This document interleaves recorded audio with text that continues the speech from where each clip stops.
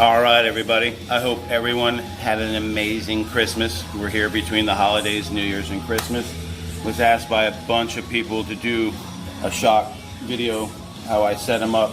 Again, this is not the only way to set up a shock. It's just the way I set them up. I'm gonna start out very basic, as if no one knows anything about shock. So you got your shock body, whatever brand you like, Proline, Associated, whatever you like.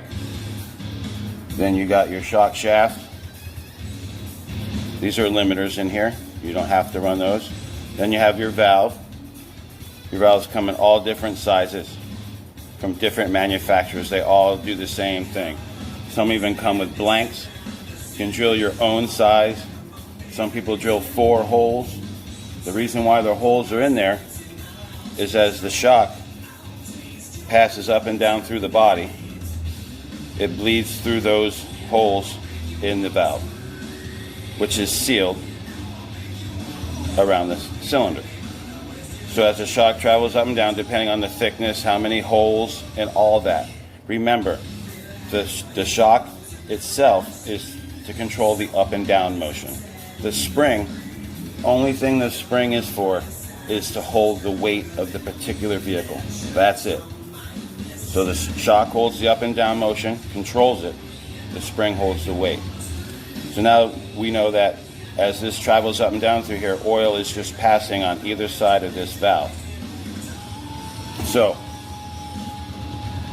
you want to control that depending on how your chassis is set up. Like in Traxxas chassis, we have squat in the transmission. The pin is up in the front, hinge pin. That means it's going to squat. Now you want to check these holes in these,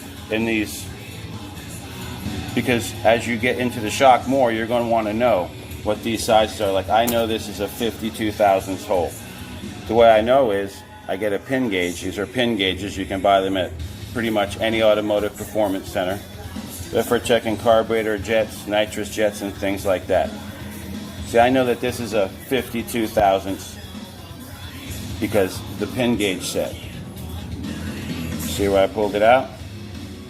It says 52. Well, even then again, I don't know if that's right. So you get a caliper. You can get these cheap, 45, 50 bucks. And you put it in there. And if you see, it's actually only 51. But at least I know what it is. So I know how much oil is moving through that shock at any given time during the run. So now that we established how the oil works inside the shock body, how the valve dictates how fast the oil is going to travel between the shock body.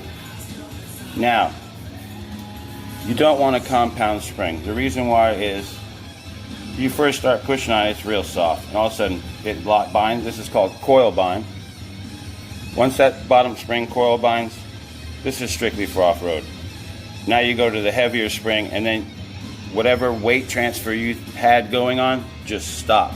Because as that bottom spring, see that coil binds before the other one even moved? Now you're at a dead, you just changed your spring height and your spring rate instantly.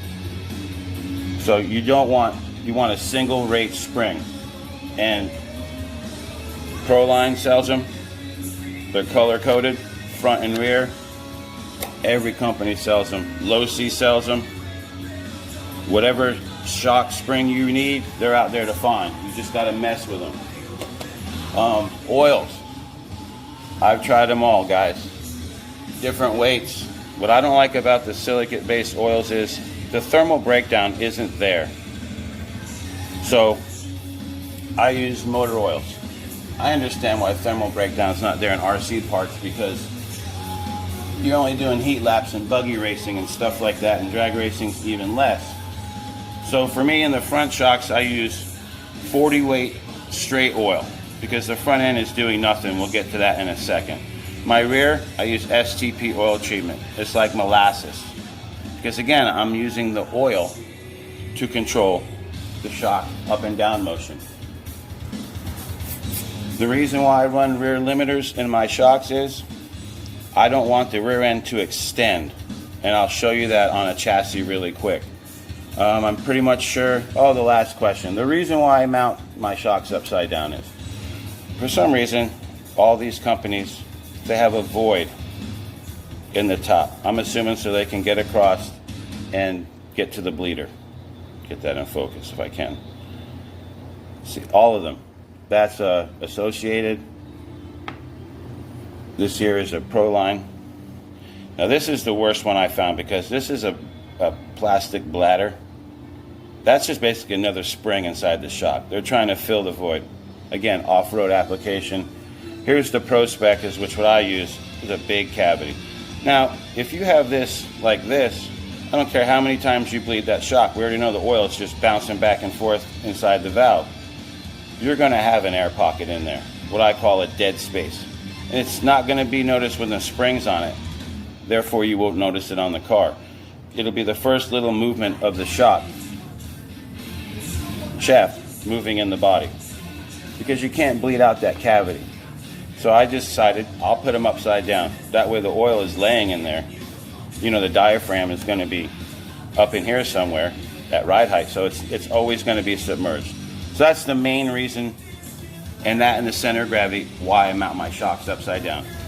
May not help, may help, I don't know. It's the way I like to do it.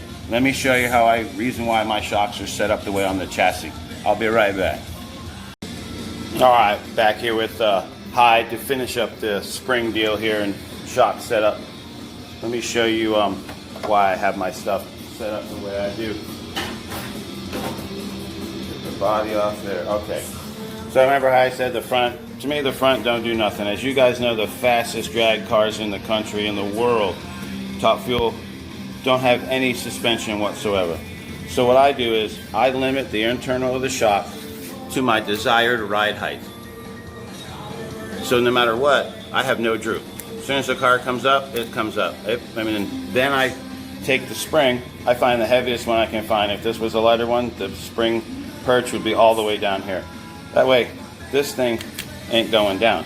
As you all know, since you all been on the channel over a year or whatever, I've been putting my battery up front.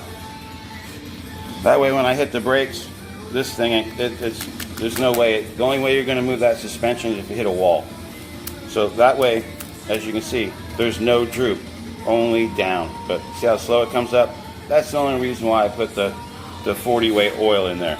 Now in the rear, you're going to want your shocks mounted vertical. The reason why is they're the most active, straight up and down, meaning input from the weight transfer is going to be direct.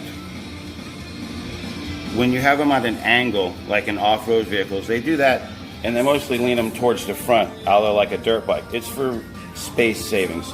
You can't have a big shock out there with that to control that heavy tire in off-road, so they lay them over. When you lay over the shock body, it's got to fight the angle. Not only the work of the vehicle, but the angle. So that's no good. That's why I didn't mess with the front, because it doesn't do anything. So again, we'll go back to the oils. No matter where I put this car, it stays. Except for where the spring takes over, ready? That's the tension of the spring you want. That's it. The spring rate you want is just to hold the vehicle. Like I said, watch, I'll raise the car up. It's gonna stay there. It's not gonna drop. If I had thinner oil, it would drop. It's not the spring holding it up, it's the oil. The reason why I'm doing that is the hinge pin is up in the front, which promotes squat. You want them level, but Traxxas I haven't found yet offers any kind of pin location tranny case. I would rather have it down in the front. That way it'll separate. Associated has that. I may move to that one day, but I'm having fun working with the rear motor and all this squat, taming the squat. So I do that is with heavy spring rate and heavy oil. Therefore, when the car hits, when I push the car in the beams, I push down on the car and I push it in the beams. I let it come up. That way the car is at free weight. There's no binding or anything like that. So when the car leaves, it's going to want to hit the bar and it's going to stay there because it's got squat. So you get out there a little ways. That's why you'll never see my car blow over unless I hit something and get air into the car.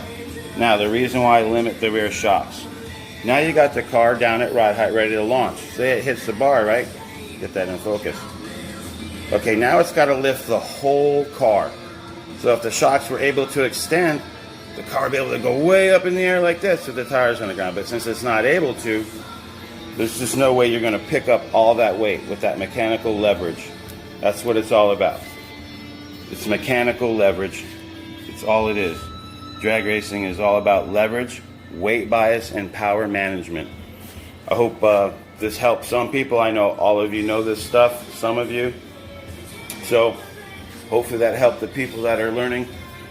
This is where I can provide my shock knowledge from drag racing and stuff, so hopefully it helps somebody. Have a great week. I hope you all have an amazing new year. Remember, this weekend, Sunday, at Okeechobee is a big race, and every weekend after that, we're testing for that 25,000 SoFlo Nationals. Have a great day, everybody. All right, sorry, last but not least, on the rear limiting of the shocks, I just want to make it clear, when you limit the shock, you don't want it limited to the point that when you push down to get your ride height off the line, that when it comes up, see when it comes up? When it comes up, that the spring is not so heavy that it comes up and it's topped out, watch. So I got a little bit, you see that? That's all the way down, ride height, and I got a little bit right there where she tops out. If you have it to where your car, when you push it down, if you decide to do it this way, that it comes up and it's topped out on the limiters, you have zero adjustability for your preloads to go left or right, whether you use an anti-roll or the preload in the shock, because it's up against the limiters, just like the front's up against the limiters. That's the way I want it. You can press on this all you want, it's not going to change the pressure on the tire because you're up against the limiters. So when I see people limit their rear end and they say that doesn't work, well, it's because you're not doing it right. You got to have it so it has a little bit of up travel, just a little bit. That way you can adjust your end. Just let me show you what happens. When you put the car down and you hit the pedal, you see how it pops up and the rear end just transfers the weight? See that? Let me pick it up, watch the front, it's gonna be quick. You see that? That's all you want. You want it to go forward. You don't want it to go any other direction but forward. All right, guys, again, enjoy your holiday week. I hope all of you are off on vacation and COVID-free.